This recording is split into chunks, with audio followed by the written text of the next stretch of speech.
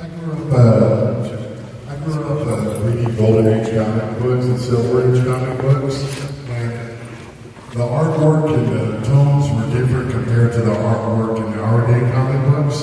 And I wanted to get your thoughts on that, on the differences between the two. What do you think? Well, the artwork looks different now because they use computers for the most part to do the lettering and to do the coloring. And that gives, the computerized coloring gives the strips a totally different look. Also, there are different editors now who tell the artist to draw in different ways.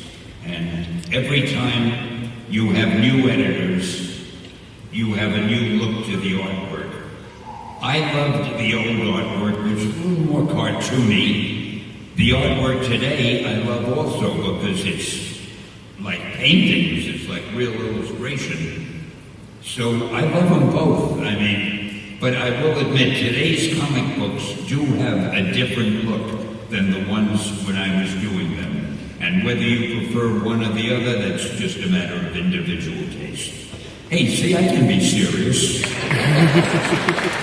think it's serious also. I want to remind everybody that we have about 5 more minutes left, so we can see if any questions you can get. I'm just getting started. I'm sorry.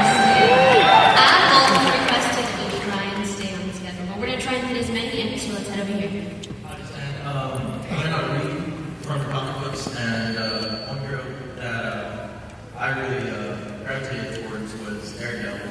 And since the beginning, you have him fighting people. Like the second issue, you have him fighting Electro, and then later the Submariner. And one thing I really love about Daredevil is that he never gives up and stuff. And I was just wondering what you remember the most in those early days of creating Daredevil. All I can make out is the word Electro, and he's wondering something. So you You want to know, repeat the question, just the question. You're not going to tell me? Go ahead. What was the biggest thing you remember when you created Daredevil?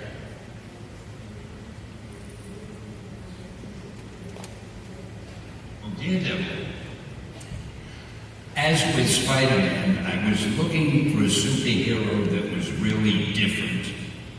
And I don't know, for some reason it occurred to me if I could get a hero who was blind, but yet could do things that other people couldn't do, that could be very interesting, because I realized that if your other senses are magnified, your sense of hearing, your sense of smell, and so forth, you could probably function even if you couldn't see. So I like that idea, and I did Daredevil, and I love that character. I don't know why he's not a bigger character in the Marvel Universe, but I think he will be, because they'll be doing a movie of him, and when they do, he'll become incredibly popular, because they'll get an incredibly good actor, and he'll suddenly become one of the stars again. But that was the idea. I wanted to show that somebody with an infirmity could still function well in the world. And the funny thing is, I was a little bit afraid that I'd get letters from charities that had to do with blindness, and they'd say, "Why are you writing this silly thing? You know no blind person can do that. Are you making fun of them?" But rather than that, I got so much mail from different Lighthouse for the Blind type of charities saying, "We love the fact that you have a blind superhero, and all of our people here enjoy it so much, and they feel now they're part of all of this." So it turned out pretty good, and I'm very happy about it.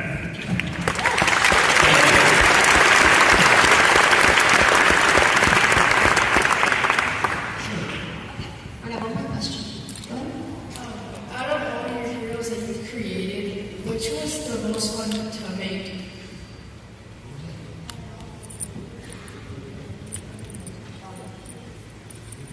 Well, that's hard to answer because they were really all fun.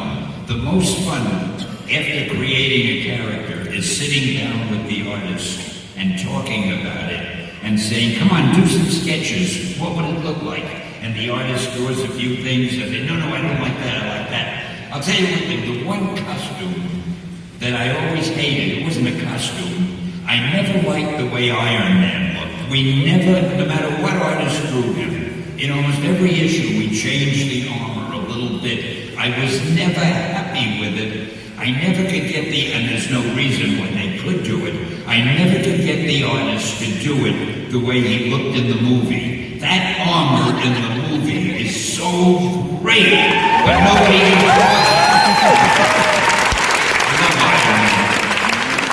Let's squeeze in just one more. We still have some time up here.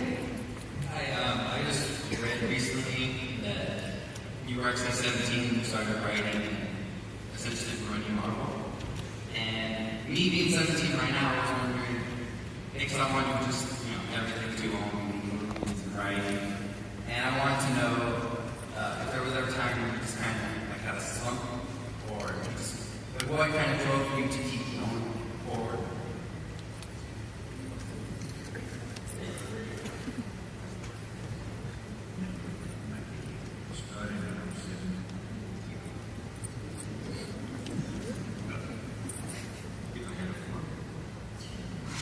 I think the thing that kept me going was greed.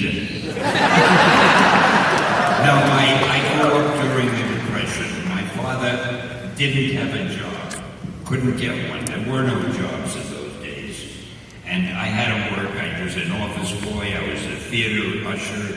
I wrote advertising copy for a hospital. I wrote obituaries for the Associated Press, told things. And then I got the job in the comics. And it was important to me that I keep that job because I needed the money to help pay the rent. And I stayed with it all the time. I never dreamt that I'd be in the comic book business. I used to think maybe I'll be an actor. Maybe I'll be president of the United States. Maybe I'll be a soldier, something.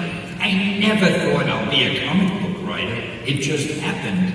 And I was trapped. I still haven't gotten out of it. I'm still trying to figure my way out. All right, guys, that's going to wrap up our panel today. But before we do, Stan, I want to know if you have any last remarks for all of your fans.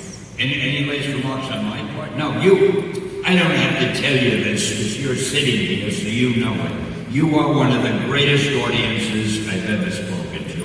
I want to thank you for the kind reception. I want to thank you for your interest. And I wish I could hear better, but I heard some of it anyway. And I love you all. What can I? Oh, there's one more thing I can say. Excelsior!